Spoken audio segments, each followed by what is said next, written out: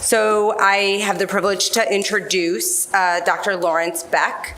He is an associate professor in the Department of Medicine and is the inaugural David J. Salant, MD, professor of nephrology at Boston University, Chobanian and Avedisian School of Medicine.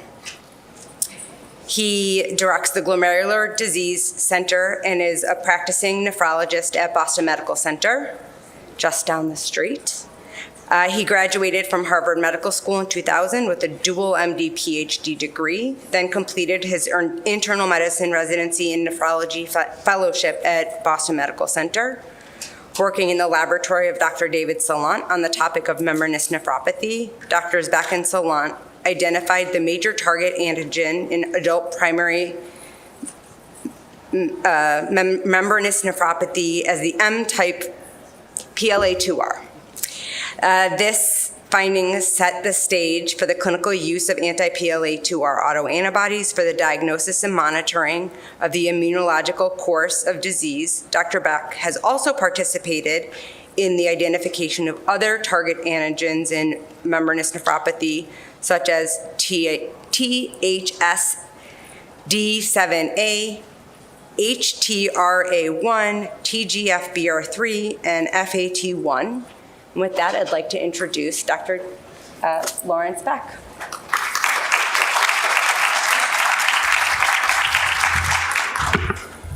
Thank you for the invitation. Thank you everyone for being here. This is a bit of an intimidating task because I thought this was going to be all about the nephrotic syndrome. And then I checked with Allison and they actually wanted, let's see, which way does this go? Both nephrotic and nephritic. So I'm going to be talking about not only proteinuria, but hematuria. Let's see, this is a small screen here. All right, so, oops, sorry, those were my disclosures. Objectives, you'll get the point of the objectives as we go through this. But I think, let's see. So I'm going to read the question and then the next slide's going to have the, or however you do this on the app, we'll start to give the responses. So a 46-year-old man presents to his primary care doctor with a 10-kilo weight gain, 22 pounds, swelling in his feet and ankles, and states that he's been noticing foaming or bubbles in his urine. First of all, what type of syndrome in this, and what would be an appropriate test to order in this situation? ANCA, anti-GBM, anti-PLA2R, or anti-streptolysin O? So we'll go through two quick questions. Whoops. Is that the right? Oh yeah, that's the right answers. Or they change in order.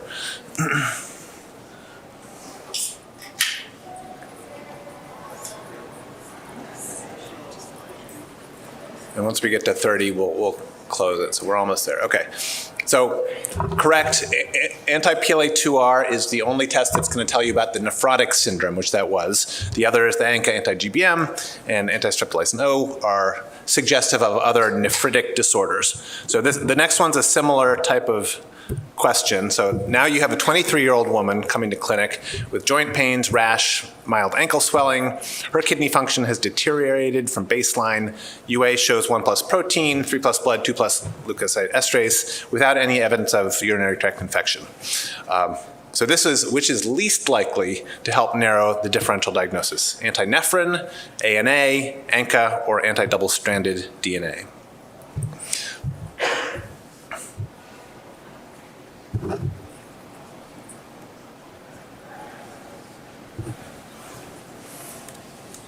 Okay, very good. We're over 30 responses and everyone's picked the correct answer.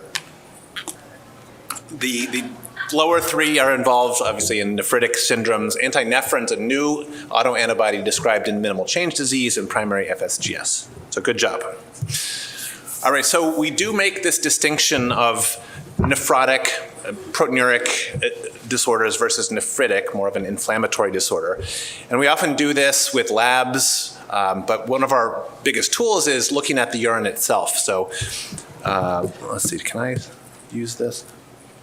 So here we have what we might see in nephrotic syndrome, an oval fat body cast. or you might see free oval fat bodies or lipid fatty casts, cholesterol crystals sometimes. And then in the nephritic sediment, we see red blood cell cast, which that one is. We can see white blood cell cast, dysmorphic red cells. I'll show some pictures of those a bit later.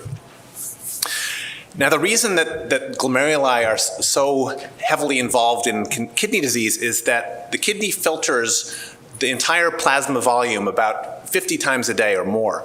And within that blood, that plasma, are antibodies, complement factors, immune complexes, immune cells, all of which have ample opportunity hour after hour of attacking the kidney if there are pathogenic factors in the blood.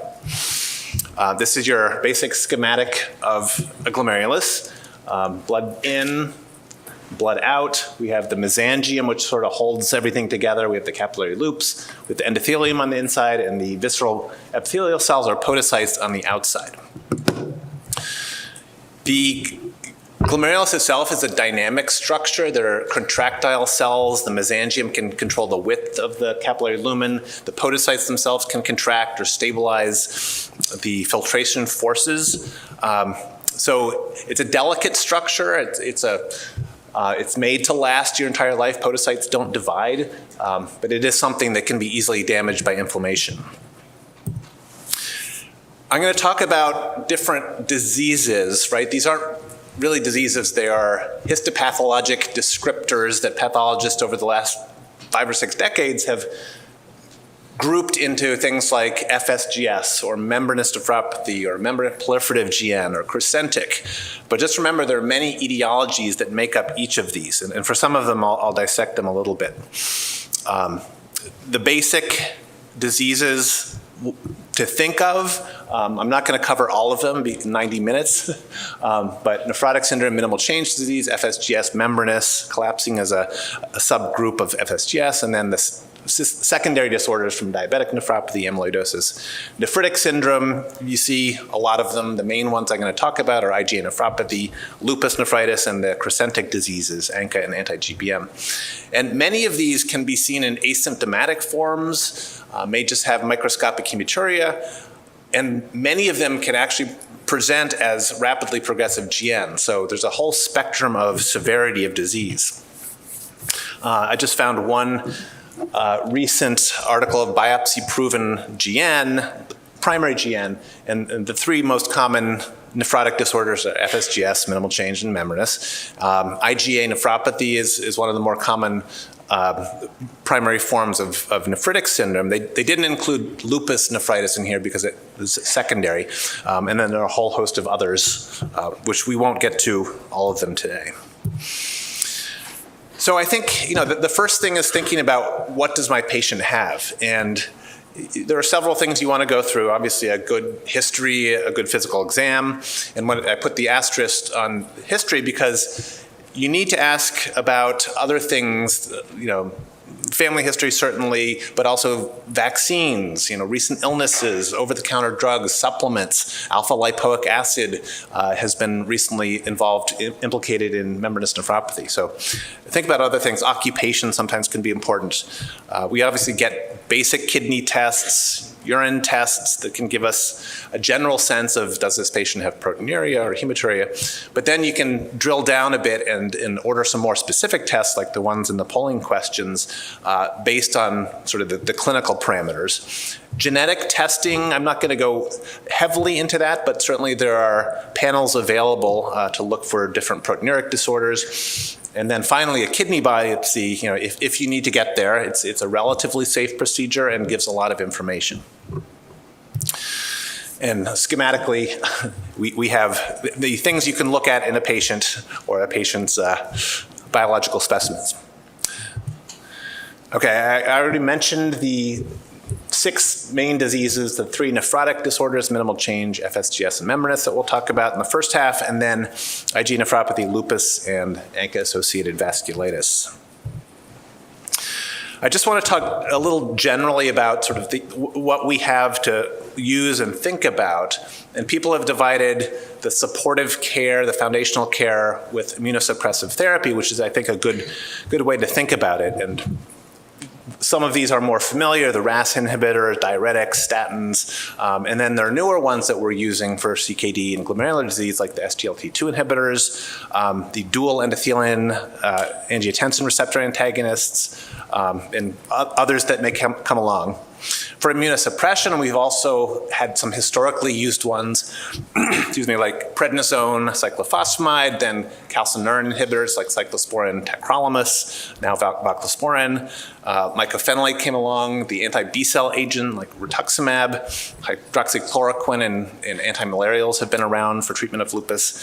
And now we're starting to see things like the anti-B-cell survival factors, anti-BLyS, anti-APRIL, complement inhibitors, and many more molecularly directed therapies that will be probably coming out soon. When you're starting someone on supportive care, and I think we all know this, you start losartan, you start SGLT2, you want to follow kidney function closely because you can have the hemodynamic effects. You want to see if they're having a proteinuric response. So it's important to get the patients back, at regular intervals as you're titrating that up or adding on new therapy. It's nice when your patients can weigh themselves at home and report that back to you. So the diuretic dose can be titrated, the blood pressure medicines can be titrated in order to sort of get a slow weight loss, especially in nephrotic syndrome. Now, we always have to balance treatment of a disease with the risks of immunosuppression. And this is why we're starting to see more targeted therapies, because the list on the right there is all the side effects, or probably not all the side effects, but some of the ones we know about of corticosteroids. And prednisone was a part of many immunosuppressive regimens, but we're really trying to get away from it. For example, the introduction of the C5a receptor for complement of avacopan in ANCA allows us to get patients off of prednisone. Other medications have toxicities that we probably all know about. The calcineurin inhibitors can cause nephrotoxicity, tremors, hair gain or hair loss. Mycophenolate has the GI symptoms. Cyclophosphamide we're all scared to use because of the late malignancies, the infertility in young patients, bone marrow suppression, and even things like rituximab, which I think we're using a lot more of, anti-B-cell agents. People have infusion reactions, anaphylactoid reactions that they can't get it anymore, late onset things like hypogammaglobulinemia that persist, neutropenia, and obviously all of these have a risk of infection. So I talked about what to think about during foundational therapy. When you're considering starting someone on immunosuppressive therapy or following them, you want to screen for existing infections, things that might reactivate with immunosuppressive therapy, hepatitis B, tuberculosis. In our patient population, we have a lot of international patients who may have strongyloides or other parasitic diseases, so it's important to think about those before starting therapy. KDIGO, I'll talk about the kidney disease improving global outcomes, 2021 glomerular nephritis guidelines, but they talk about having a frank discussion with your patient and getting informed consent, whether you need it or not for your infusion center, about the risks of treatment versus the likelihood that this treatment's going to help their disease, just so you don't run into surprises of the patient didn't know that they were going to get bad cytopenias or something like that. Because of that, we monitor blood count, making sure we're not over-suppressing the immune system. When you're giving rituximab, we want to make sure that the dose worked, so you can check the B-cell levels with CD19 to make sure you have a zero count after giving the anti-CD20 agent. And now that we're starting to see complement regulators, inhibitors coming out, we want to make sure that we vaccinate our patients against encapsulated organisms, which it helps if we have an activated complement system in order to kill pneumococcus, meningococcus, et cetera. Okay, so let's get into the nephrotic syndrome. What is the nephrotic syndrome? I tried to find a good definition of this and went back to 1933 when Henry Christian came up with a pretty apt description. He said it can't be described in a single word. It's a syndrome It involves edema and albuminuria, even mentioned the high cholesterol. So I think these are all things we see and look for in nephrotic syndrome. I tend to think of 5 things: tissue edema, which can lead to the weight gain or anasarca; proteinuria, obviously, and the patient may describe that as lots of bubbles in the urine as they flush the toilet that never disappear; low serum albumin, hyperlipidemia; and then something we don't often see unless you look at the urine regularly, but signs in the urine sediment of fatty casts. The little dots in the cast here are lipid droplets, and then again, either free oval fat bodies or, in this case, embedded in a cast. And the one other thing we worry about in nephrotic syndrome is the risk of venous thromboembolism, DVTs, renal vein thromboses, pulmonary embolisms, which is especially high in membranous nephropathy for reasons we don't fully understand, even at the same level of proteinuria and hypoalbuminemia. So this is my favorite cell type. I have, the little stuffed octopus, which we all think is a good model of the podocyte. But it's a very delicate cell that wraps primary and then secondary and tertiary processes around the capillary loops like interdigitating fingers. And looked at from above in this scanning electron micrograph, and you see that there's no surface that's uncovered, and the filtrate has to come out through between these terminal foot processes of the podocyte. And what you can't see, and this is shown in the super resolution microscope, that the slit diaphragm, the nephron-containing material, just is this meandering path, and all fluid has to be forced through it to get into the urine. And protein is normally reflected back into the blood, but in the nephrotic state, you have injured podocytes and you lose a lot of protein. This is your classic textbook picture of the 3 layers of the glomerular filtration barrier: the endothelium with nice big wide fenestrae to let the fluid through, the basement membrane, and then these interdigitating foot processes with these tiny little slit diaphragms between them. That's a healthy podocyte. Under many stresses, that can be metabolic stress and diabetes, genetic stresses, immune stresses, the podocyte can't maintain that cytoarchitecture and becomes this blob of a simplified cells. And the protein, you'd think maybe the protein has nowhere to go, but it all comes out between the cells because there's no longer this slit diaphragm. So looking at it again from above, the healthy cells, you have this nice slit diaphragm in between. When the cells get sick and pull back, the junctions between the cells are now these gaps, essentially, that don't have the slit diaphragms, and protein can just pour through that into the urine. So general medical therapy, we think of diuresis with loops, thiazides, maybe even mineralocorticoid blockers, acetazolamide, sequential nephron blockade, blood pressure control, proteinuric control with RAS inhibition, with now SGLT2 inhibitors or sorsentan is important, but you're targeting a blood pressure of 125 or 75 or lower if you can. Lifestyle can help.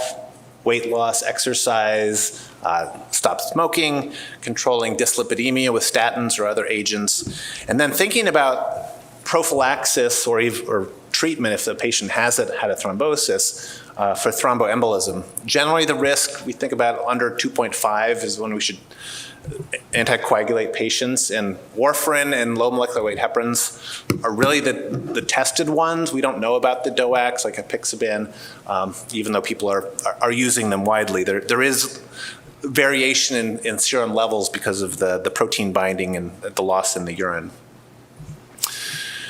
So if you're thinking about nephrotic syndrome according to the age of your patients, young kids and less so adults get minimal change, but certainly adults get minimal change.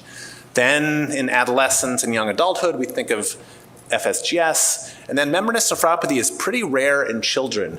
And the median age of onset of membranous nephropathy is consistently 51 or 52 in all of the table ones of anything you look at. So we don't know why it appears later in life, but it does. So let's talk a bit about each individual disease, starting with minimal change disease. I mentioned the major peak of disease is in young children, but adults get it too. The median age there is about 40. Historically, you can suspect minimal change disease because there really is an explosive onset of nephrotic syndrome. The patient was fine a few weeks ago, and now they're completely anosarchic with low albumin and nephrotic levels of proteinuria. The good news is that there's excellent survival compared to, say, FSGS and those who respond, which is most patients in minimal change disease.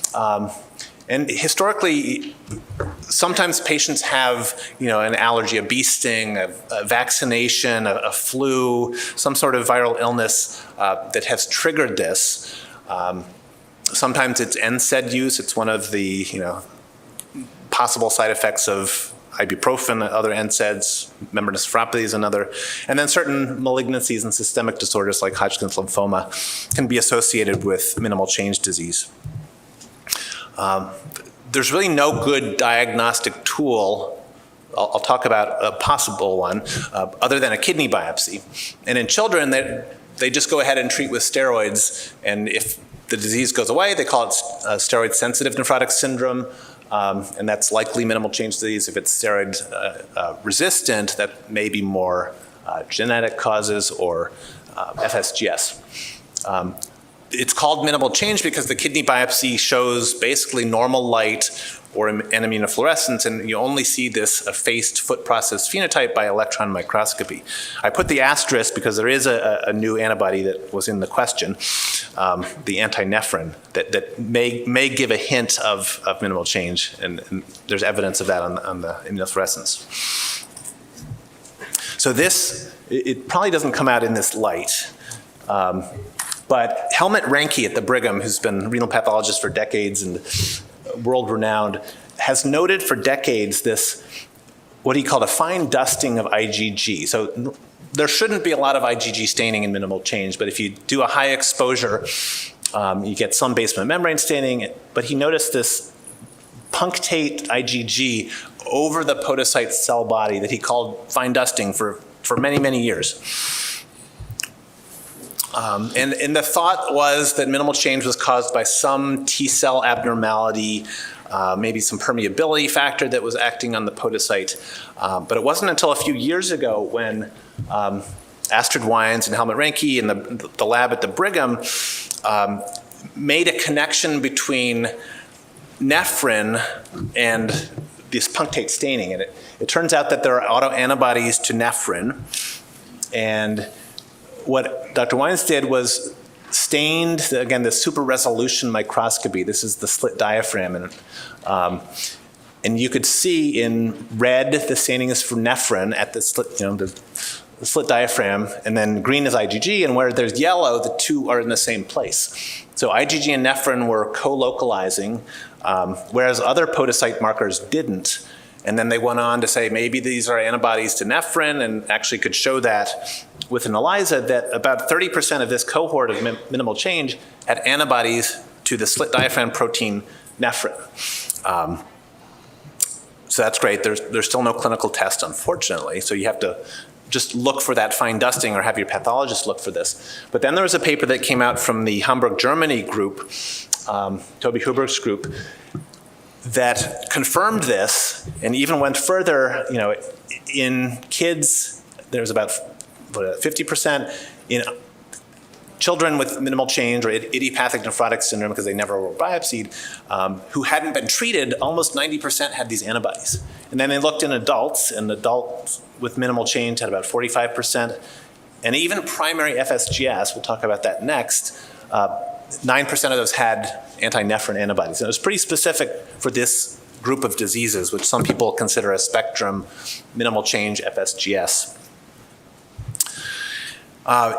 Interestingly, if this test becomes clinically available, it seems to correlate with disease activity. So red is where you have the antibodies up here, and then the clinical response greater than 3.5 grams of protein. Blue is no antibodies and complete remission, and they tend to track together. So whether they'd be predictive of a response to steroids or another drug remains to be seen. But again, we can't order it. The best we can do is have our pathologist look for that fine dusting on immunofluorescence. So I've referred to the fact that the first line treatment for minimal change is corticosteroids. Often there's early remission. Children tend to remit quicker. If they haven't remitted, children haven't remitted by 8 weeks, you stop and treat with something else. Adults, we give 16 weeks before we move on to something like rituximab or calcineurin inhibitors or mycophenolate. I've used all of these on one patient. Unfortunately, this is a relapsing disease that's very infuriating to treat. For my part, I'm sure the patient feels a lot worse about it. This is one of the reasons why we treat for 16 weeks in adults. So this is a response curve in the patients at time versus complete remissions. And children, the majority of them will get a complete remission at 8 weeks. Adults are a little slower, and beyond 16 weeks, there's not a lot of more increase. So we give adults 16 weeks of corticosteroids to respond. I mentioned the relapses. Unfortunately, this is time since complete remission. So all of these patients had gotten to 0 proteinuria, essentially.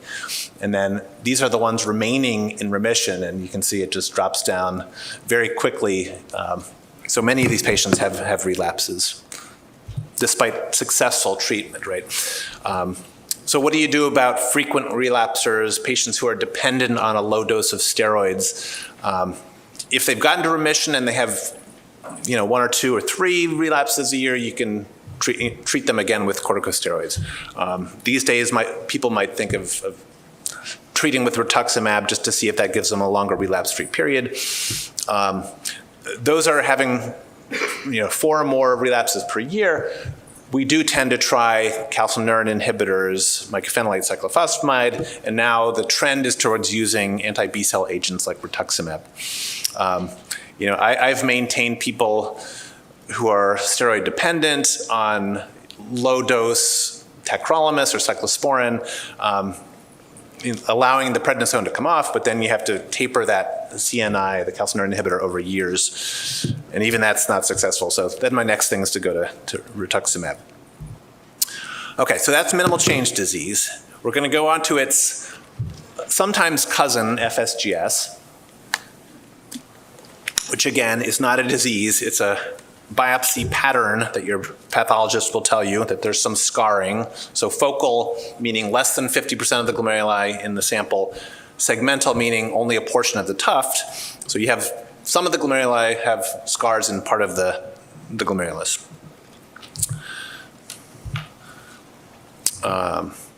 And before you decide on a treatment, it's very important to try to understand what the underlying cause of the FSGS is. So it's a pattern. Even if you get a pristine glomerulus on light microscopy, and then the electron microscopy shows a phase foot process, you may have missed one of those scarred glomeruli. It just depends how many levels of the biopsy you're sectioning. So you can miss it, and then the next one maybe turns into FSGS. So that's why people may progress from minimal change to FSGS just due to sampling error. It's a podocytopathy. The podocyte's the primary cell in the glomerulus that is affected, either due to its structure. Sometimes the podocyte number is reduced, either at birth or with injury, and I'll show a slide that the other podocytes sort of have to cover for the missing podocytes. You can have some conditions like collapsing glomerulopathy where the podocytes appear to divide and become hyperplastic, but it is a very heterogeneous group. The Columbia classification, and Dr. Vivek Dagati was the lead author on this paper, showed some of the variety that we can see. The NOS, the not otherwise specified, is just the plain old FSGS that doesn't have any other characteristic lesions. There's the tip lesion where the scarring is right near the exit of the glomerulus to the tubular start of the proximal tubule. That tends to act like minimal change disease. And then the collapsing variant, which often we see in patients who have the ApoL1 genetic risk variants is a very aggressive form, very heavy proteinuria, and poorer responses to our conventional treatments. So I've likened this to being a detective trying to figure out what the cause of the FSGS is, from laboratory work, from patient history, family history, the pathologist. There's a lot of information to gather before we know what type of FSGS this might be. I tend to think of 3 points on a triangle: the primary disease, which is some sort of autoimmune or permeability factor, similar to minimal change disease, sometimes involving antinephrin. There are genetic forms, either these rare familial monogenetic things like potosin mutations, nephrin mutations. The more common APOL1 risk variant that are often seen in African American, Blacks, and Hispanics. Secondary causes, the most we see is due to nephron loss and hyperfiltration injury, but there are also some drugs like pamidronate that can cause collapsing or certain infections. And then KDIGO offers another unknown type of FSGS, which may be similar to secondary. It's often subnephrotic, but we just don't have a good cause to call it. I want to talk about secondary a little bit because we don't treat this with immunosuppression. So a healthy podocyte, the glomerular tufts are covered by these visceral epithelial cells or podocytes. With aging, with hemodynamic stresses, if you're born with fewer nephrons and the remaining ones have to do all the work, podocytes drop off and end up in the urine. They don't divide, so this guy over here, this guy here would have to stretch and hypertrophy, not divide, but the cells get bigger, and they stretch over more space, they're a little more stressed, they're more likely to die. So it's a vicious cycle, and this is why we really focus on drugs that affect the hemodynamics of the glomerulus, like RAS inhibition, like SGLT2 inhibitors, to help lower the stresses, keep those podocytes intact, lower the filtration in general, to help long-term save the glomerulus. As another form of adaptation to nephron loss, this is a normally sized glomerulus. When your pathologist says the glomeruli are huge and they take up the entire field of the picture they're taking, this is glomerulomegaly. This is often a sign of secondary FSGS. And you may think maybe we're just cutting the glomerulus at different sections, but this is really the average size of a glomerulus in some patients who've had hyperfiltration injury and secondary FSGS. So there are a number of characteristics you can think about. The onset for primary disease is like minimal change. And these are all available in the PDF if people don't want to take notes or take pictures. I've made all of these available. Sudden explosive onset is primary. There's a lot of edema versus secondary where it's more of a subtle gradual onset.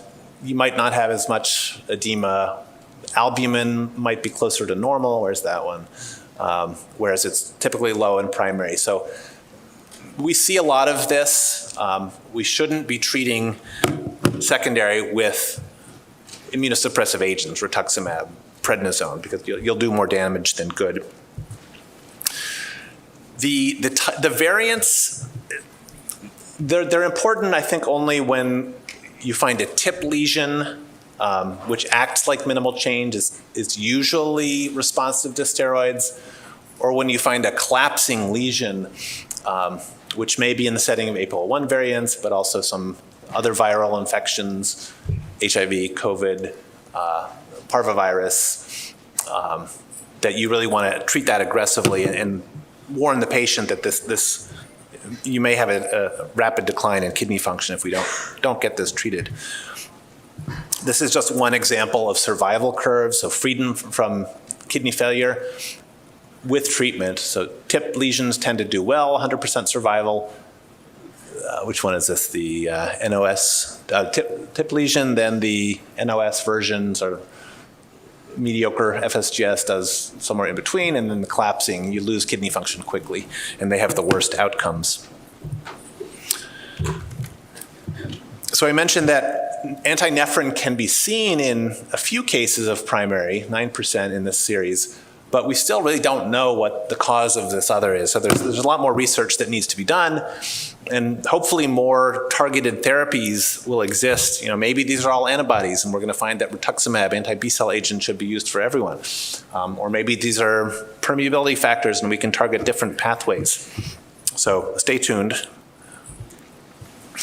I keep mentioning the collapsing. Here's another picture of it. So starting from a normal glomerulus with lots of open capillary loops to this collapsed version, which you might see in what we called HIVAN, HIV-associated nephropathy, or COVAN, COVID-associated nephropathy, where you have this proliferation of epithelial cells, whether they're truly podocytes or Bowman's capsule, visceral parietal epithelial cells, and then this region of the glomerulus, which no longer has these open capillary loops, but is fully collapsed. And this is a aggressive podocytopathy.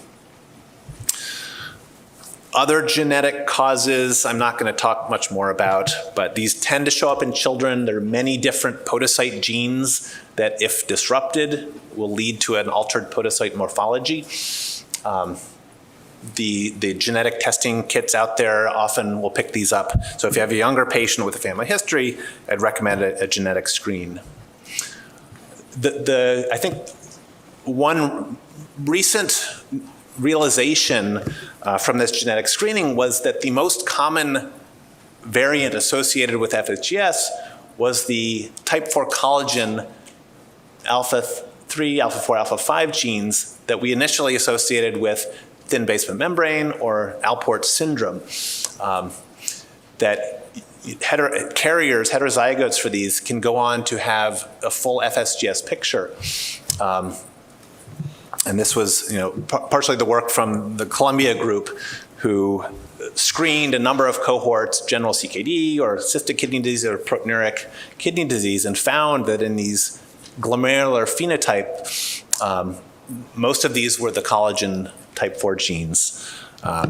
So like IgA nephropathy, what we used to call sort of a benign disorder as thin basement membrane may have a more severe outcome that we need to pay a little more attention to.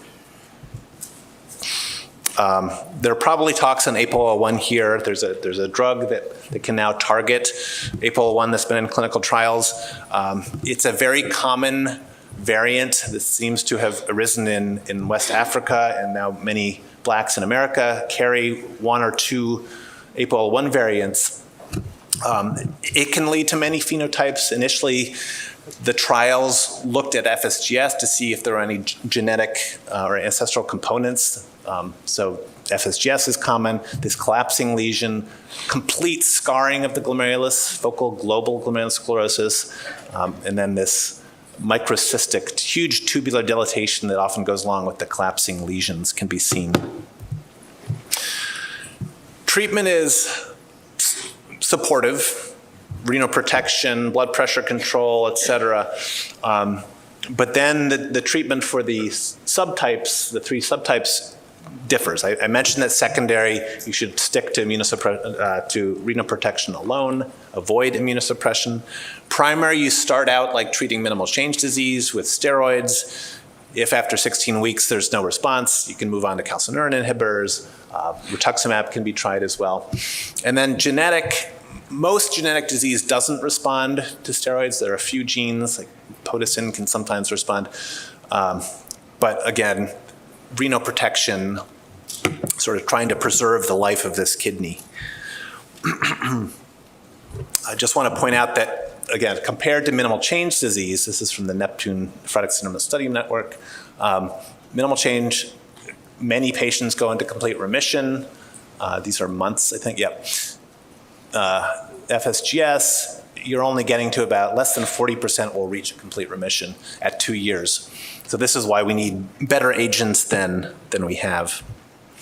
But even if you don't get to a complete remission, meaning less than 0.3 grams per day, a partial remission is good. So this is a complete remission in kidney survival. This is the partial, and this is no remission. Again, you see this in 2 graphs here. So if you can get the patient down from 5 grams to 2 grams, that's a success. I mentioned corticosteroids are first-line therapy. 40% don't have no response. Try it for 16 weeks, but if there's absolutely no change in proteinuria by 8 weeks, you can give up and start something else. You want to think about prophylaxis for bone disease with calcium, vitamin D, possible bisphosphonates, denosumab, infections, prophylaxis for PJP with Bactrim or atovaquone. I don't often remember this, but oral hygiene with clotrimazole or antifungal lozenges, and then some sort of gastric protection with H2 blockers or proton pump inhibitors. Those that don't respond are more challenging. You might want to do the genetic testing then if they're not responding. But calcineurin inhibitors are great at lowering proteinuria in general and can be kept at a low level just to control that proteinuria while you're waiting for an immune response. Rituximab, since it worked in minimal change, and because we know there are anti-nephrin antibodies, at least in a subgroup of FSGS, can be tried as well. But the main goal is not to keep patients on steroids for months and months, but to get them off quickly. All right, where are we here? So membranous nephropathy is the final nephrotic syndrome. Again, it's a pattern. We see thickened GBM here. If we do silver stain, you can make out spikes of silver between the deposits and little craters or holes where the deposits are. Immunofluorescence, we see IgG, we see C3, and then by electron microscopy, we see these electron-dense deposits beneath the cell. Those deposits contain IgG and C3 as mentioned, but also now we know the antigens that are contained and are targeted by these antibodies. So I mentioned that the median age of diagnosis for membranous nephropathy is early 50s, but don't rule it out in someone who's not in their 50s, right? It can occur in kids, it can occur in adolescents, it can occur in very late age. The classic teaching is that it's the most common cause of nephrotic syndrome in non-diabetic white adults.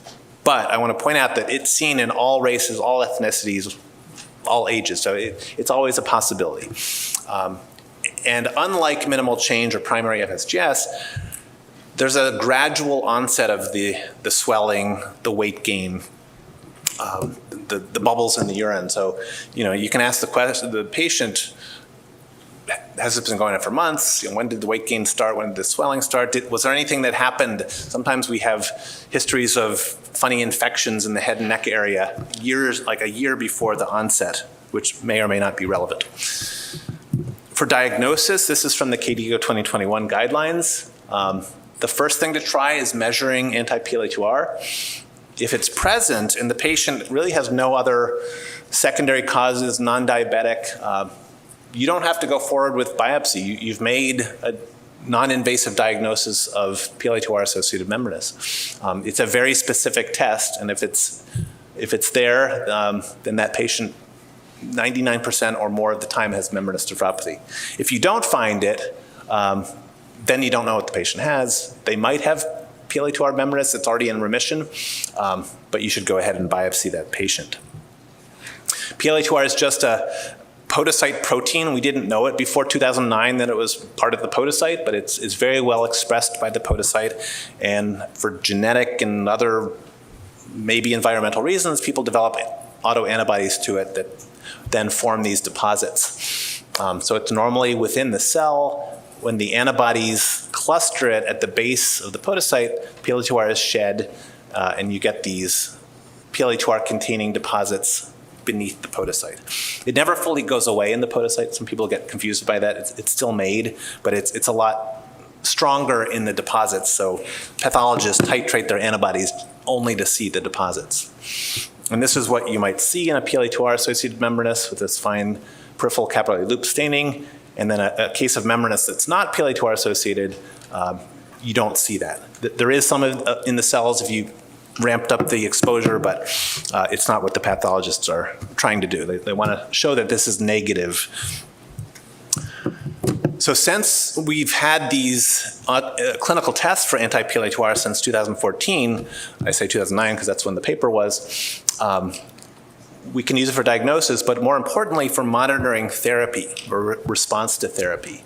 So there's an ELISA test that goes from less than 2, which would be negative, to 1,500, which is very high, and we don't see these levels that often. And then there's a confirmatory test. Some people do this as their first test, but there are cells on a slide that either express PLA2R or don't. So you're looking for these bright cells that would indicate that the patient has anti-PLA2R in their circulation. And very early on, we came up with a hypothesis that you have to have a decline in disappearance of anti-PLA2R, an immunologic remission before you started to see any sort of clinical remission. And I think that still holds with the observational data out there. But you can think about it that, as long as you have anti-PLA2R in the circulation, even if it's coming down, you're still forming these deposits below the podocyte. And really only when you get absence of circulating anti-PLA2R can the podocytes start resorbing these, getting back to a normal phenotype. And that takes many months to years. So we see the full clinical responses coming out at 2 years, 3 years, even 4 years. So it's not a quick response like minimal change disease. So for management, we want to optimize supportive care. There's not a lot of data on SGLT2 inhibitors, but I'm sure they can reduce proteinuria. You want to think about prophylaxis for venous thromboembolism, especially when the albumin's getting low. I mentioned that warfarin and low molecular weight heparins are the best. And then, so we decide to treat with immunosuppression based on risk of kidney decline. And those with proteinuria over 8 grams a day that you can't control with supportive therapy are at the highest risk. But also, if you have high or increasing levels of anti-PLA2R, that's a high-risk patient. So when you can follow anti-PLA2R, that gives you a sense of, are they going down with with supportive therapy, which would be a lower risk patient, or are they going up, which would be a higher risk, and then you'd consider one of the choices for immunosuppression, which historically were combinations of cyclophosphamide and prednisone in alternating months called the modified Ponticelli regimen. Then came the calcineurin inhibitors, which work to lower proteinuria but have a high relapse rate. And now I think the first line treatment would be anti-CD20 agents like rituximab, which I've even used for high-risk patients. It just takes a few more cycles. Alkylating agents are certainly quicker. And KDIGO advises in those that do have these antibodies, whichever immunosuppression choice you choose, to follow them until their anti-PLA2R is undetectable, at which point you can stop therapy, taper off the CNIs, or stop your other therapy. If it's coming down, you may want to continue your current course of action until it's absent, but if it's still present and not declining much, then you might want to change therapies to one of the other choices. PLA2R is not the only antigen. There have been many described now. Unfortunately, there's not many clinical tests. THSD7A is one you can get that slide test for, but it's not a very common antigen. It's more likely that your pathologist might be able to get staining for some of these in the tissue. So NEL1 is a fairly common one that can signify the presence of a malignancy. Sometimes there's a drug association, like I mentioned, the alpha lipoic acid can cause NEL1 positivity. This PCSK6 is associated with NSAIDs. I think it's easier to get a history. But ask your pathologist if you can get, if PLA2R is not there, if you can get some of these other stains, because it does give you a direction of, should I be looking for a cancer? Should I be thinking about lupus in this patient, infection, drug use, versus this is a primary autoimmune cause and we'll go directly to immunosuppression. Just quickly to mention the systemic diseases, diabetes more often gives a secondary FSGS type phenotype with not a lot of edema. Serum albumin is pretty preserved, but it can have full-blown nephrotic syndrome. So if you have a patient with very high A1Cs, uncontrolled diabetes, that might be your first choice. And then systemic amyloidosis, either AL amyloidosis, AA, or any of the other types, can give the nephrotic syndrome. So work up for that in terms of light chains, serum immunofixation, electrophoresis, and referral to hematology if that's a consideration. So the second half is on the, unfortunately, larger topic of nephritic syndromes. That's why I had to pick a few a few diseases to go over. And we often get referrals for hematuria, right? Sometimes those patients have gone through urology, but it's just important to realize that there are many causes of hematuria. UTI is probably the first, but kidney stone, GU malignancies, even hemolysis or rhabdomyolysis that can lead to free hemoglobin or myoglobin can cause that dipstick to turn heme positive. So keep those in mind as well. Now, the reason why nephrotic syndrome is non-inflammatory, but nephritic syndrome is because the location of the antibodies or the complexes either are directly under the endothelium, subendothelial, or in the mesangium. It's sort of a spongy, leaky area that cells and complement can gain access to. And the immune cells coming into the glomerulus see these, by their FC receptors or complement receptors, and adhere and then start this process of inflammation, which isn't true when you have the deposit sitting on the abluminal side of the basement membrane. So what are the consequences of inflammation? You may see dysmorphic red cells, which I'll show a picture of, red cell cast, white cell cast, free white cells I didn't put in here. The intense inflammation and blockage of the glomerular capillaries, one, lead to decreased GFR, but can also, because the blood supply to the tubules comes off the afferent, the efferent coming out of the glomerulus, arterial, if blood's not moving through the glomerulus, you're also not feeding the tubules of that nephron, so you can get acute tubular injury. Massive inflammation can form crescents. That's what we call crescentic disease, like the ANCA and anti-GBM. And very often the treatment is going to be focused on these immunosuppressive drugs that can rapidly induce a remission. That's why we call it induction therapy, followed by a weaker immunosuppression for longer-term maintenance. So here's a red cell cast. You saw this before in one of the earlier slides from one of my patients long ago with anti-GBM disease. These are actually shot by my old iPhone, but show dysmorphic cells under the microscope with the blebs. Sometimes they're very distorted structures that you wouldn't even identify as, a blood cell here. But often you'll see these blebs or dysmorphic cells. And then you may see a cellular cast. It may have white cells and red cells in it. You may just see free white cells floating. But always, if you can, in a new patient with suspected glomerular disease, look at the urine. So we tend to, if someone comes in and has a little protein, a little blood on dipstick, whether or not their kidney function is altered, we'll often send screening serologies first, ANA, complement levels, ANCA, et cetera. Then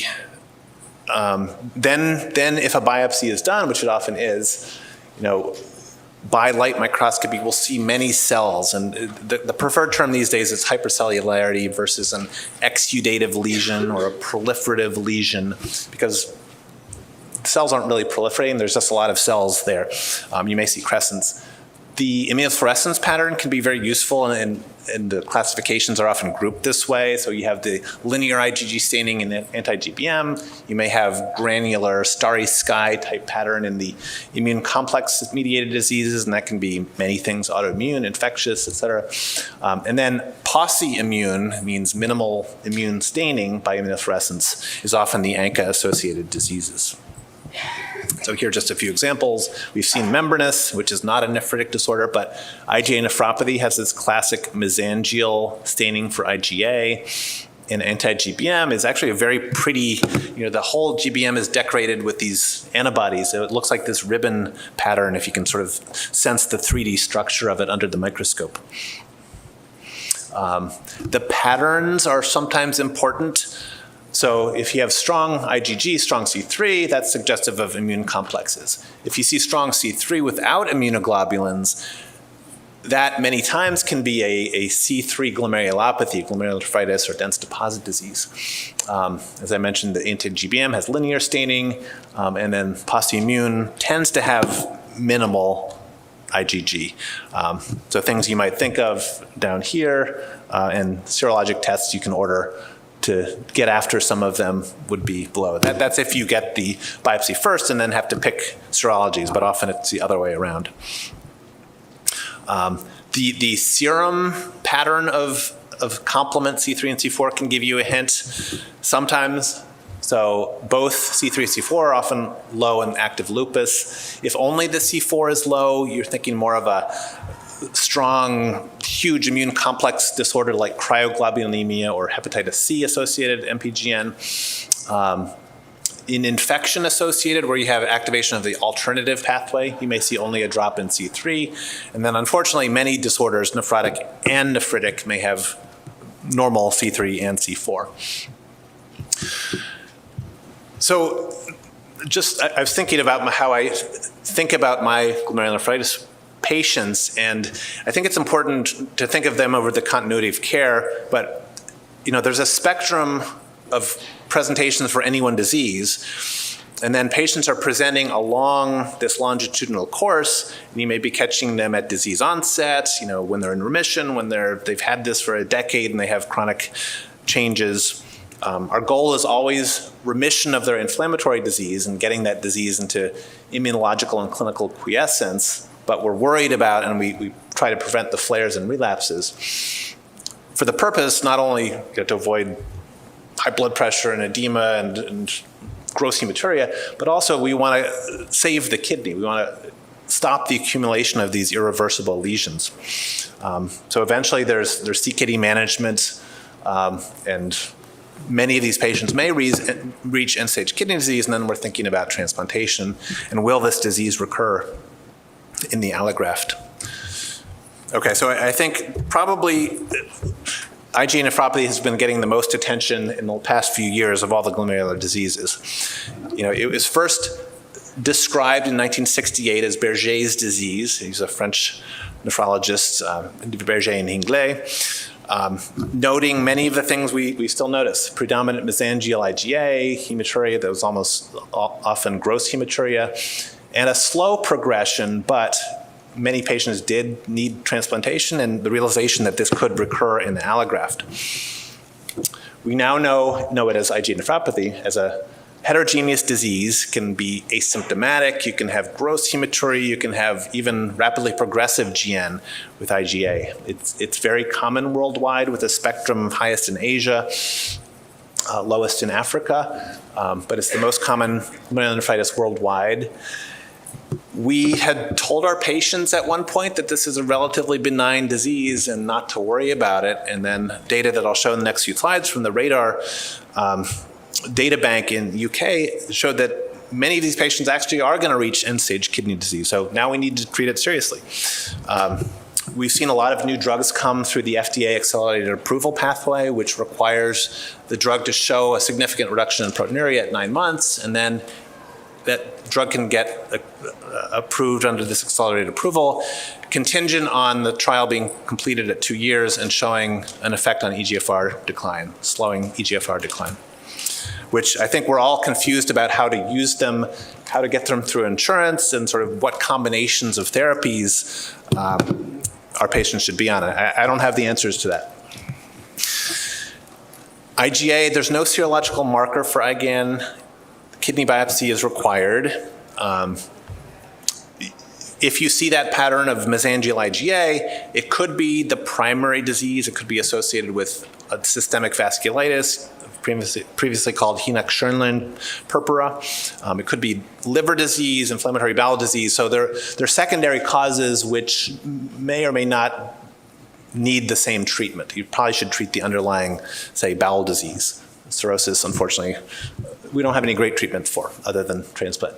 And then KDIGO suggests that we report this MEST C-score on the biopsy, which I'll go through in a bit. So this is one of our patients at Boston Medical Center with IgA nephropathy. Glomeruli look fairly normal at this level, but you can see the gross or hematuria within the tubular lumina. And this is what will pop out eventually as a red cell cast. Sometimes you see the blood within Bowman's space. And there's the cast. So at a higher power, some of the lesions we see are mesangial hypercellularity. There are more than 4 nuclei in this mesangial area. So the mesangial cells are activated and dividing. And the capillary lumina are occluded in some areas, and that's what's called endocapillary hypercellularity. And then by immunofluorescence, the C3, the complement, is in often the same mesangial pattern as the IgA. And this is what pathologists will score, and it has prognostic ability. I'll show a risk score analysis, but we're looking at the mesangial cells, the endothelial hypercellularity. These are proliferative lesions. More chronic lesions are the segmental glomerulosclerosis, the S, and the tubular atrophy and interstitial fibrosis. And then the C, or crescent score, is also a marker of inflammation. No crescents, at least 1 crescent, or then greater than 25%. So pathologists will often report this as M1, E0, S1, T2, C1, or something. But we should think about what are the steps in pathogenesis. I'm not going to go through this extensively, but the IgA1 comes from our Peyer's patches in the distal ileum and generates IgA1 that should go into the intestinal lumen, but gets sort of into the circulation through various proposed mechanisms. And that IgA1 is abnormal. It has missing terminal galactoses, the galactose deficient IgA1 in this sugars that are added onto this hinge region. In patients with IgA nephropathy, we have antibodies to this neoepitope. So there's an antibody to this galactose deficient IgA1 that forms complexes, ultimately lodges in the mesangium, and causes inflammation we know as IgA nephropathy. Other than proteinuria and sort of baseline EGFR, there's no great prognostic marker, but one of the things we've learned is that proteinuria is a very sensitive marker. So patients who have higher than 0.5 gram a day of proteinuria are likely to progress towards end-stage kidney disease. But there are scoring mechanisms that are available online and through apps to suggest a risk of progression that include, at the time of biopsy, EGFR, blood pressure, proteinuria, and treatment or not, and then some of these MEST scores to give a 5 to 7 year prediction of the risk of moving on to end-stage kidney disease, which if it's 5%, it's hard to give that patient sort of a perspective on that, but if it's a 45% chance of progressing within 5 years, that's pretty serious. So we knew from other studies from Canada, et cetera, that proteinuria was important. This radar data that was published, what's the date there, 2023, confirms that even when you're getting to this sort of between sort of 0.5 and 1 gram a day, you still have increased risk that just goes up the more and more proteinuria you have. And I think the more impactful piece of this study was that patients with IgA nephropathy diagnosed, before the age of 18 or in subsequent decades, this is sort of progression towards complete loss of kidney function, sort of needing dialysis. And unless you're diagnosed over the age of 60 and live to 100, most of these patients, or don't live to 100, most of these patients will reach end-stage kidney disease from their IgA nephropathy. So that's why sort of this rush to find new therapies, find new combinations that will forestall this progression. And another analysis of this data, so red is progression, and this is age at onset or diagnosis.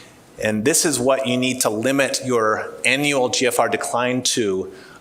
If it's 2 mils per minute per year, 3, 5, all these patients are going to progress. Only when you get to 1, which is sort of the healthy aging, we think, loss of GFR, or 0.5 mil per minute per year, do you see, preserved kidney function through most of your life.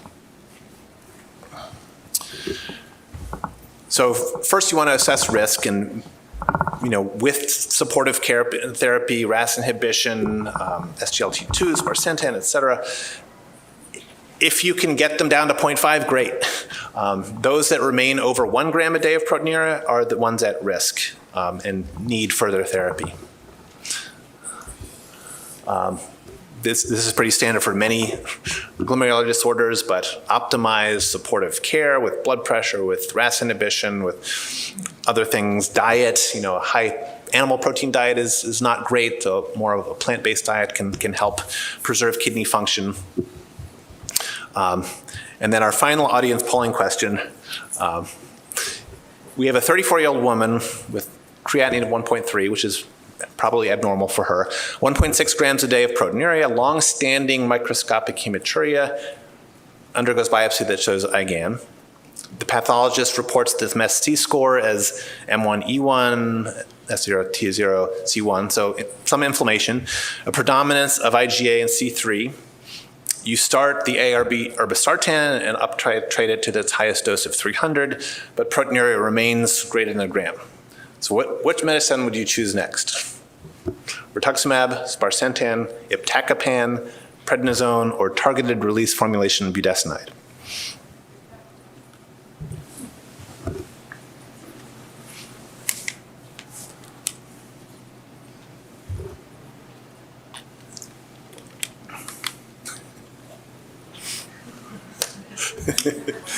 How's this working? Okay, we have 40 people answered, so there is no right answer. Rituximab's probably wrong, but many of these prednisone is the standard, which 5 years ago we might have chosen, but the KDIGO, I'll show the draft version of the 2024 KDIGO guidelines, and they might suggest sparsentan, prednisone, and targeted release budesonide. Iptacopan hadn't been out by the time those draft guidelines were formed. I heard that in the glomerular pre-course yesterday, Dr. Castor has even fleshed this out a little more. This is based on the draft public guidelines of the KDIGO update that should come out this year sometime. But they suggest focusing both on this foundational therapy, generic response to nephron loss with blood pressure control, cardiovascular risk reduction, and decreasing glomerular hyperfiltration with RAS inhibition, SGLT2, sparsentan, but also focusing on the disease-specific drivers, reducing glomerular inflammation. If you choose systemic steroids, if you're focused on the Peyer's patches where the IgA1 comes from, you can choose the targeted release formulation of budesonide. So these are interventions that have been shown in randomized trials by the time this was published, or suggested with efficacy. We don't know if the updated guidelines will include some of the additional things like iptacopan, anti-APRIL inhibitors, which have received sort of a breakthrough drug designation for treatment of IgA nephropathy. And then, in certain parts of the world, tonsillectomy. Japan does a lot of tonsillectomies for IgA nephropathy, like mycophenolate and hydroxychloroquine have been shown in Chinese studies to be effective. So we have a lot of options, and we don't quite know how to use them all. This just shows that the level of evidence for these newer agents is a suggestion rather than a recommendation, meaning that different choices will apply to different patients, and there may not be a universal healthcare policy to suggest that any one of these are effective. So it's a moderate level of evidence, but it's a 2B. Okay, I think I've made the point that this is a rapidly evolving field with many new agents coming out. We're left without guidance, so currently providers will need to choose an agent based on their familiarity, what can be gotten through insurance, but the final goal should be getting that proteinuria under 0.5 grams per day and understanding that there may be an underlying inflammation that may need anti-inflammatory therapy. Okay, I'm not going to go super in detail through lupus nephritis. There's a lot there, and I think there's some talks at this meeting about lupus nephritis more specifically, but in patients with lupus, there's a 20 to 60% lifetime risk of kidney disease. It may be the first manifestation of lupus. There are many different patterns based on where in the glomerulus these deposits are forming. more mild in the mesangium. If it's within the capillary loops, that's more of a proliferative or hypercellular form. And then class 5 is a more nephrotic disorder, similar to membranous nephropathy. And we generally screen with ANAs, and if that's positive, then going to the more specific anti-double-stranded DNA or anti-Smith. We can follow anti-double-stranded DNA for a response, as well as complement levels, which are often depressed in active lupus nephritis, and then we'll return to normal with treatment. I mentioned the subtypes. There's a class 1 that's more of a histological diagnosis without a lot of clinical phenotypes, but the mildest is the mesangial deposits. Often this doesn't need immunosuppressive treatment if there are no extrarenal features. These are the ones we worry about, the class 3, which is less than 50% of glomeruli in the sample, or class 4, which is more than 50%. And then class 5 is the membranous. There's a lupus podocytopathy, which is similar to minimal change disease and often responsive to steroids. And then other manifestations that are more concerning with antiphospholipid antibodies or thrombotic microangiopathies. This is in the notes, but the milder forms or the chronic scarred forms of proliferative often don't need immunosuppression, only for extrarenal disease. But the ones that need aggressive immunosuppression are these proliferative lesions. So for those active lesions, we tend to do 3 to 6 months of induction therapy with intense immunosuppression, and then gradually shift to a maintenance phase with lower intensity over the course of 3 years or more. And the initial goal was, we're hitting with hard, toxic medications like high-dose prednisone, cyclophosphamide, and then we wanted to move to something a little gentler for those remaining years. Now that we're getting better agents that may be more tolerated, I think people are thinking more of a continuation of therapy from induction to maintenance, especially with lower dose combination therapies. At many institutions, including ours, Boston Medical Center, this is a co-management with rheumatology. The current recommendations, which again may change as more and more drugs are coming out in trials, but pulse steroids initially, high-dose oral steroids with a taper. There are many different tapering schedules, but either low-dose IV cyclophosphamide, that's a urolupus, 500 milligrams every 2 weeks. Mycophenolate, Cellcept or Nephrotic, is commonly used. Belimumab is new, an anti-BLyS or BAFF agent in combination with one of these first two.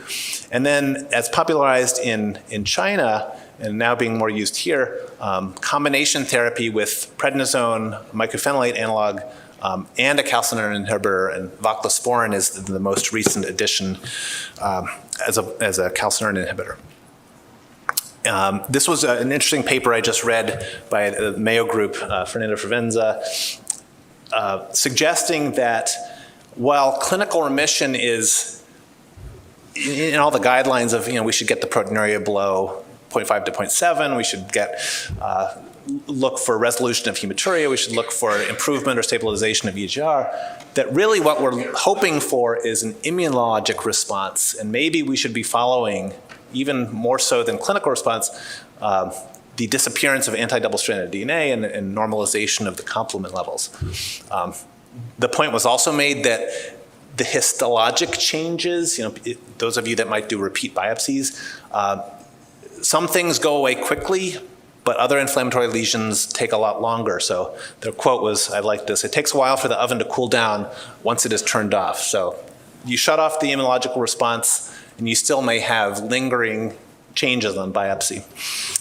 So don't necessarily treat if there's no clinical activity, no serological activity, but biopsy still shows some degree of inflammation. Maintenance generally has been with mycophenolate. Those who are on these low doses of combination therapies, you may want to continue that at sort of these low doses. Azathioprine can be used if patients don't tolerate the mycophenolate. Even CNIs can be used. Okay, the final topic, It's going to be rapidly progressive GN. These are typically ANCA-associated vasculitis or anti-GBM disease. These are really often glomerular emergencies, right? You have a acute to subacute loss in GFR and increasing creatinine. The nephritic sediment, often there are serologies that are positive. Unfortunately, they don't come back super quickly. As I mentioned, lupus and IgA can cause rapidly progressive disease. So if you get negative serologies throughout, it still could be IgA nephropathy. And often we pulse with solumedrol even before we have a definitive diagnosis, and may even think about plasmapheresis if an anti-GBM comes back. So here's another picture of a crescent. So you have the normal glomerulus here. You don't see a lot of open lumens, but inflammation. And then this inflammatory cell crescent that often breaks through Bowman's capsule. And I sort of think of it about putting out an acute fire, right? So you're not going to bring the fire truck to the house on the right here, but you certainly would here. So when you have a cellular crescent, when you have a fibrocellular, there's still some active inflammatory cells, but it's starting the scar. That's when you want to use intense immunosuppression. And then when you reach this burnt out stage, there may not be as much hurry to give this potent therapy. ANCA, I like this story, anti-neutrophil cytoplasmic antibodies, but the way the cells were fixed when they were looking this, even though they're both cytoplasmic in granules, the myeloperoxidase collapsed under ethanol fixation around the nucleus. That's why it's called p-ANCA, or was. Now we just call it anti-MPO. And the proteinase 3 stayed within the cytoplasm, so we called it cytoplasmic or c-ANCA. But generally, we're calling it anti-MPO or anti-PR3 disease. And it's a complicated pathophysiology, but neutrophils are activated in setting of inflammation or infection. Some of these proteins end up on the surface. These ANCA antibodies further activate the cells. They adhere, they release their nucleus on these nets, and you get this small vessel vasculitis, which is sort of the hallmark of disease. It's not always renal limited. It can be, and these are more often in the PR3, MPO, ANCA, drug-induced sometimes.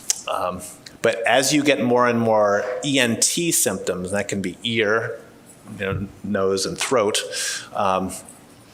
you're more likely to have what was once called Wegener's granulomatosis, now granulomatous polyangiitis, or PR3 ANCA disease. These tend to have more ENT manifestations. And this is, I never really knew what a saddle nose deformity was. This is sort of a picture I found online. So it's an indentation where you have the erosion. So when you have this clinical phenotype that's suggestive of an RPGN, KDIGO recommends that we don't always need to wait for kidney biopsy or its results before we start immunosuppressive therapy, especially when that patient's rapidly progressing. We know that treatment saves lives, that otherwise untreated ANCA vasculitis is associated with poor outcomes. And then in terms of monitoring for relapses or remission, ANCA may persist even after treatment, but if you see an increase in the levels, if you did get it to negativity and now you see a reappearance, that's suggestive of a possible future relapse, and those patients should be monitored very carefully. I just threw this in, a figure from KDIGO. I can't even read it from here. But in those rapidly progressing patients, you do the UA, you find the nephritic sediment. If there are findings that look like nephritis, glomerular hematuria, dysmorphic cells, pyuria without an infection, you should consider it, evaluate for any extrarenal symptoms, ENT, vasculitis in the skin or GI tract, order your serologies, ANCA, ANA, anti-GPM, and then get a kidney biopsy if feasible, but don't hesitate on pulse steroids while you're doing all this. And then the treatments, like lupus, used to be cyclophosphamide and steroids. We've now, with the RAVE and rituximab studies, found that rituximab is a pretty good first-line agent with steroids, or this complement inhibitor avacopan, which is a steroid-sparing agent. People still do use cyclophosphamide, sometimes 2 upfront doses with the rituximab. That's the rituxavast protocol. And then with rapidly progressive disease, or if you're suspecting anti-GBM, considering plasma exchange as well to get rid of these antibodies from the circulation. Like lupus, like maybe we should be thinking about IgA nephropathy. ANCA-vasculitis has a hard-hitting induction therapy. KDIGO recommends that in patients who are really not doing well and maybe heading towards dialysis, to consider those therapies that aren't just rituximab based, to have either straight cyclophosphamide or rituximab with these 2 doses of cyclophosphamide, just to get them under control as quickly as possible. For those that do end up on dialysis and remain on dialysis despite treatment, it's probably worth discontinuing therapy at 3 months, unless they have extrarenal pulmonary hemorrhage, et cetera. The plasma exchange can be considered. This used to be 5.7. Now, more recent studies suggest a threshold of above 3.4 as possibly requiring plasma exchange or plasmapheresis, or those that are on dialysis or heading there quickly, or have life-threatening pulmonary hemorrhage for the plasma exchange. This just repeats that, but then once you get the disease under control and you're thinking about maintenance therapy, you can continue the rituximab every 4 to 6 months, or even dose it sort of according to clinical response or B-cell count.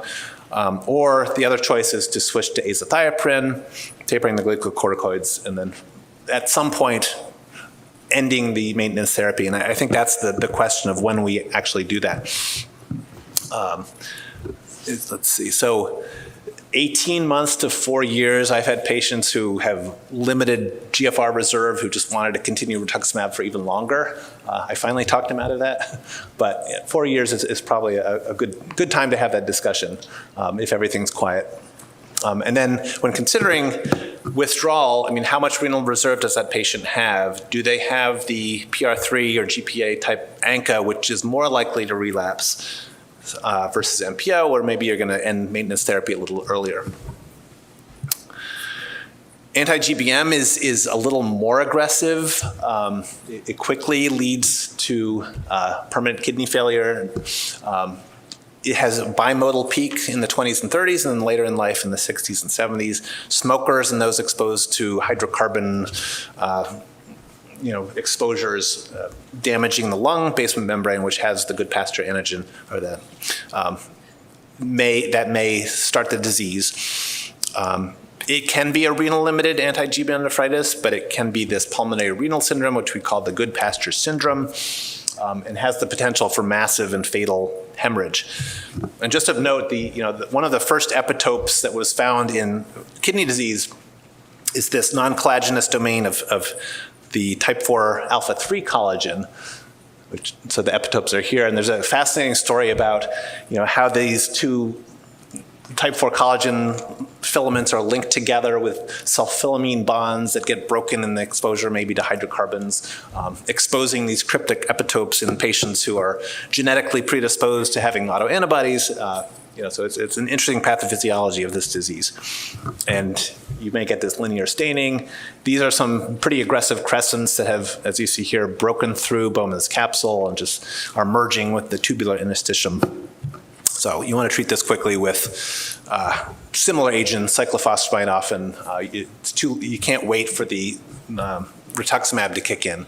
You sort of need daily plasma exchange and high-dose immunosuppression. I'm not going to go through these. These are in the handouts, but other considerations for glomerulonephritis is infection-associated, often sort of slow endocarditis-type lesions. You want to treat the infection if you can. Hepatitis C, now that we have good antiviral treatments for Hep C, patients are getting screened. When they do have a Hep C related, it's often a cryoglobulemic member-proliferative disease with a low C4. These are patients that should be treated for their hep C, but can go on to have persistent disease, and you can treat that with rituximab. Monoclonal gammopathies are their whole subject. I'm not going to go into this, but there was a nice diagram in a recent New England Journal article that shows you can have, it can lead to thrombotic microangiopathy or C3GN sometimes, but you may have light chain deposition, proliferative GN with monoclonal deposition, light chain, tubular, proximal tubular crystals. So there are many things that abnormal immunoglobulins can do.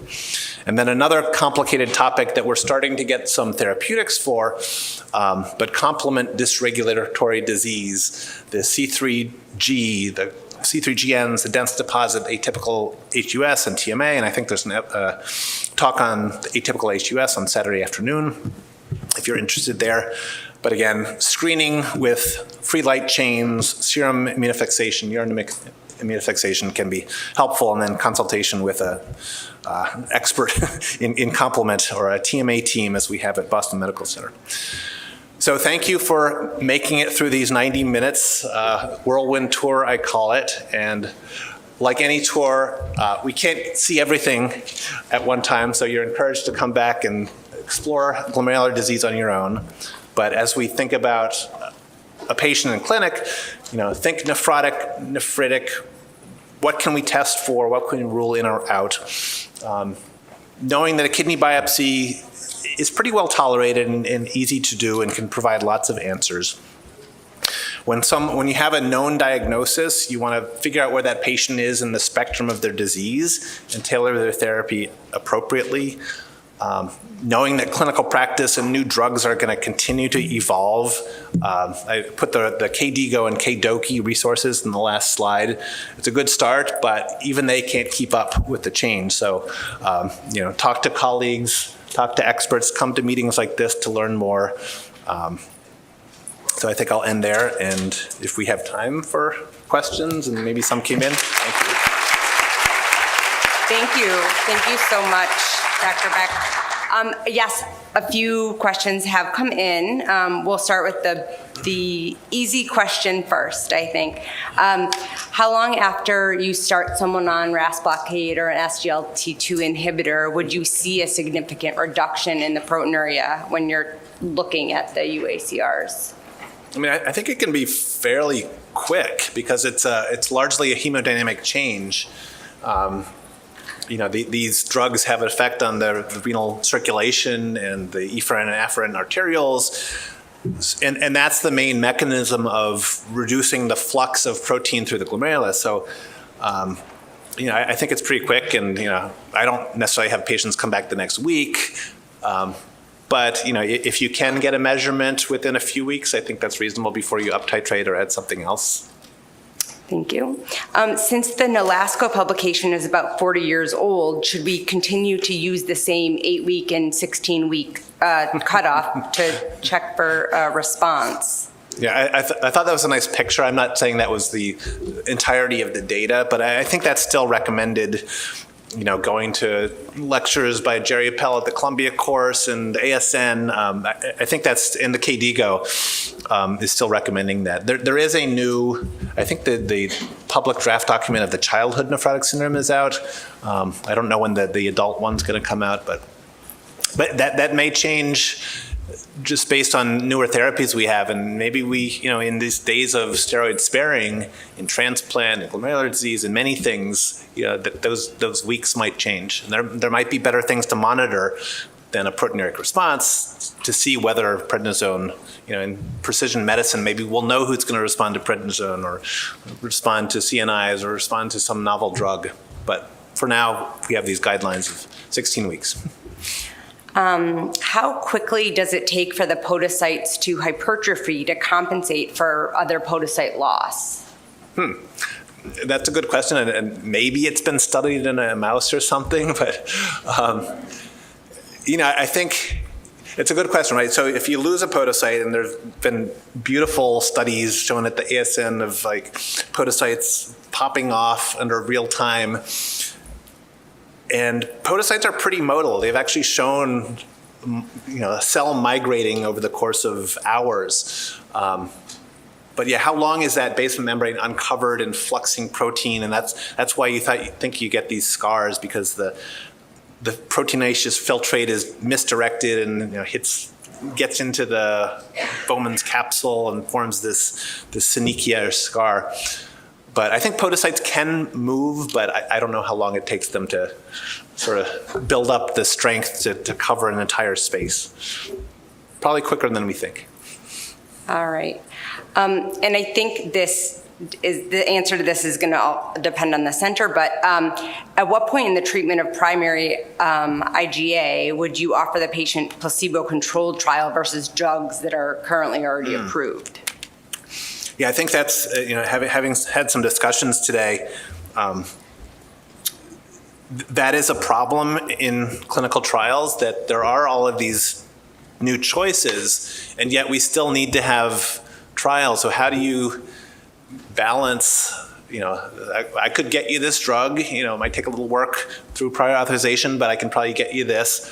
Or we have this completely new trial of an unknown therapy.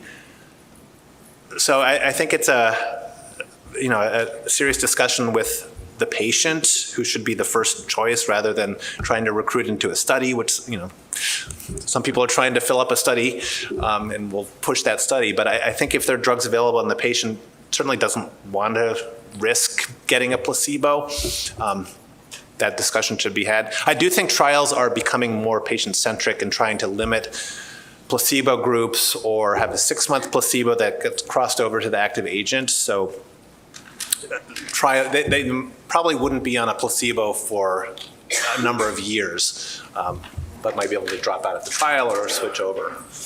But it's a very good question. And then 2 more. So what is your approach to patients who have a GN who require immunosuppressive therapy but have an infection? Do you hold the immunosuppression until the infection is controlled, or start the antibiotics, antivirals, and the immunosuppression? Yeah, I think it's it depends on the infection. If it's an overwhelming sepsis, you're going to hold whatever they're on. But, we see this a lot in transplant, and we'll often stop one of the meds, keep the others, treat the infection as best we can. For long-lived immunosuppression like rituximab, there's not much you can do. You treat the infection. You're not going to give another cycle of rituximab in the midst of something necessarily, but if it's mycophenolate, if it's a cyclosporin, or I think you can stop it briefly.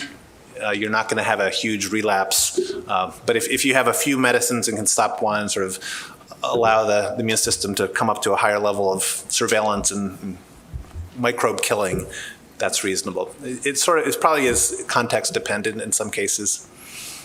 Okay. And then when do you check, or what would be an indication to check for this B cell depletion after giving the rituximab? Yeah, I tend to do it.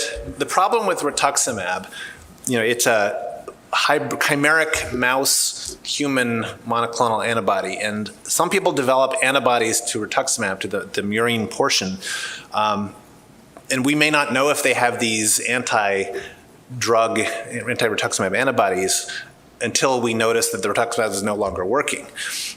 You may be more likely to get these neutralizing antibodies with more doses. So I like to confirm, at the next visit, whether that's a month, 2 months, 3 months later, that they have had a response, because you should have full B cell depletion at 3 months, at 4 months, maybe not at 6 months.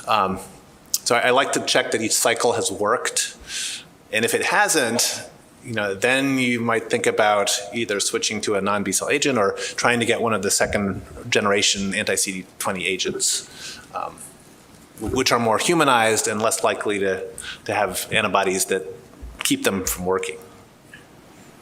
Perfect. Thank you so much, Dr. Beck, for being here. Thank you, everyone, for sticking it out for 95 minutes.